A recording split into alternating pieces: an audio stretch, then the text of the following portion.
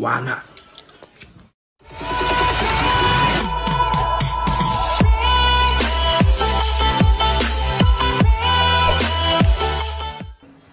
ไม่ใช่ละ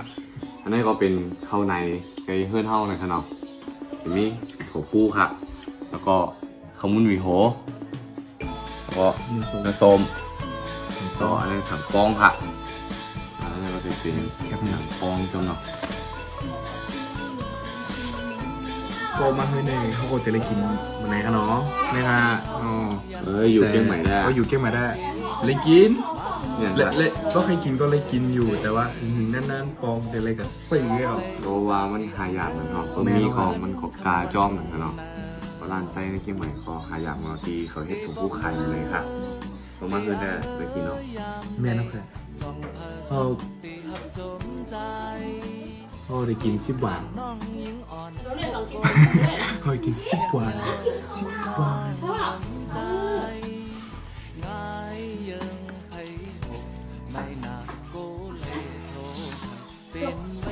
แล้วก็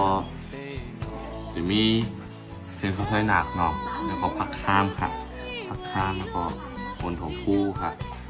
พูเนาะแล้วก็ผักมีผักชีอินนะคะเนาะหวานในหมอในลำเป้งเบิร์นนะมันเป็นเบิร์นอ่ะมันเดหวานแต่2 ก่อนอะไรเนี่ย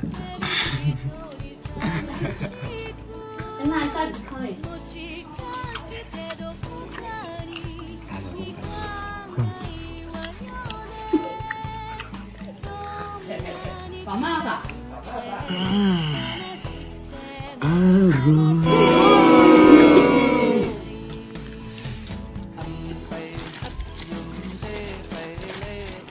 สีทงได้เอาหมดเลยวะ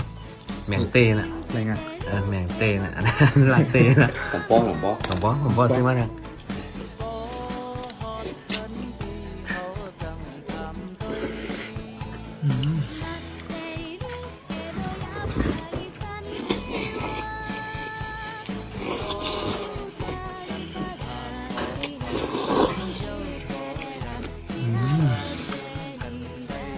หวานอ่ะ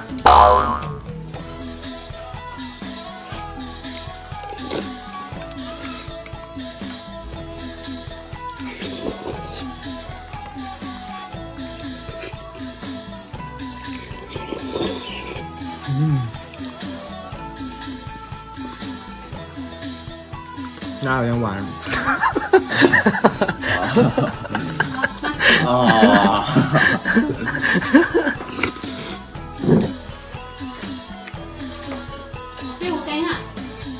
งไม่ได้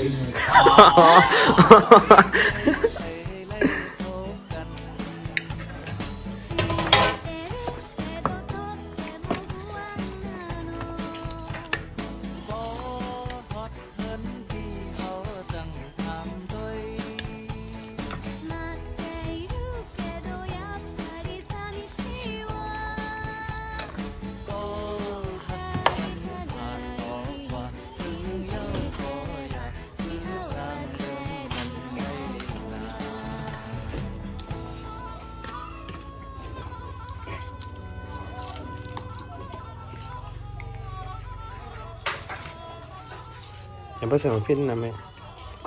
หมกเพชร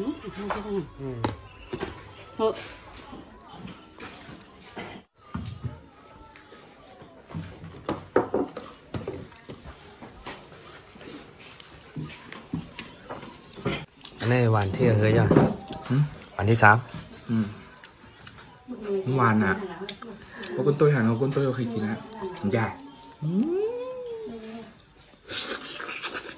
เท่าไหร่นึงหวานอ่ะคงกินได้มั้ง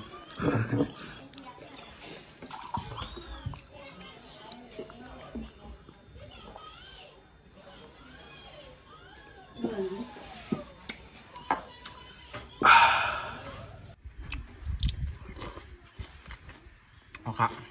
ก็ตัวกินยาวก็อย่าลืมกดไลค์กด subscribe แล้วก็กดแชร์แบบพี่น้องคนใต้ตัวครับว่าผมก็อุ่นให้มันหวานเลยนะกินน้ำเนยสด